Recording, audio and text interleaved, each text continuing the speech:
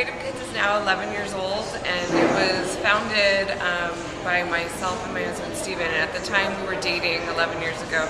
He was an art student at UTEP, and I was teaching at Castaneda Independent School District, special education. So he came down and taught my kids with special needs. We did a beautiful mural that day, and the principal was so impressed that she offered Steven some extra money for some more materials to come back. So from there is where the idea blossomed, and we decided to start a nonprofit. And so we would just go around town offering our services to any groups that would take us. And then from there, the hospital, Providence Hospital, heard what we were doing and offered us a week with the pediatric oncology patients. And that was a huge success. And from there, we were offered a contract.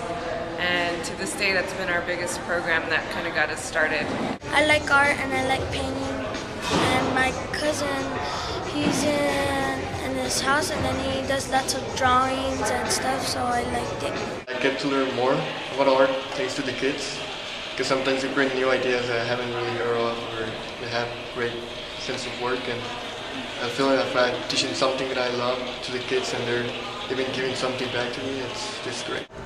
The contributing factors to starting Creative Kids was, first I found the need, and I had come from California, and when I got here I was taking courses at UTEP and looking around to see what was available for kids, but at the same time, not only did I want to start an educational institution for art, but when I was a kid, and I have disabilities, I have dyslexia, it was the only thing I was good at. And I saw the need for that to be fulfilled in schools because schools were leaving art behind. So the concept and the whole idea came from not only my personal disabilities, but also the abilities of kids, and that art is a healthy way to learn and to explore about ideas and thoughts and problem solving.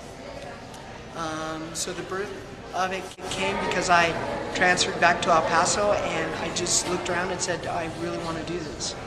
So it was kind of because I was one of those kids that loved art, and I saw that that was lacking here. Actually, I was one of the original students. So when they started the program, I was about 11 years old, and it was just a Saturday camp at that time. And I was the original student. They started volunteering when I was in high school. When I was 18, they gave me a part-time job, and I've been with them ever since. This was my dream job on this one. Once I started with the program, I knew I was always involved with art in some way, so I always wanted to be a part of it somehow. So this was kind of really good the way it happened.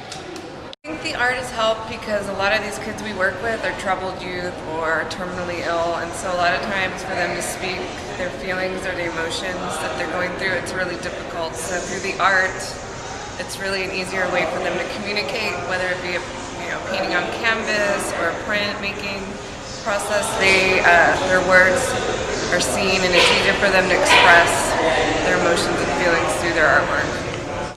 These kids that we've come through, they're just amazing. The kids we've come to know through these years are just amazing kids. We have kids that are terminal or don't have a lot of time left on this earth, but you see their strength and their courage, and it really makes you reflect on your own life and realize the things you have and to appreciate the things you have. So these kids have been an amazing inspiration to us, and so excited to know and love all of them.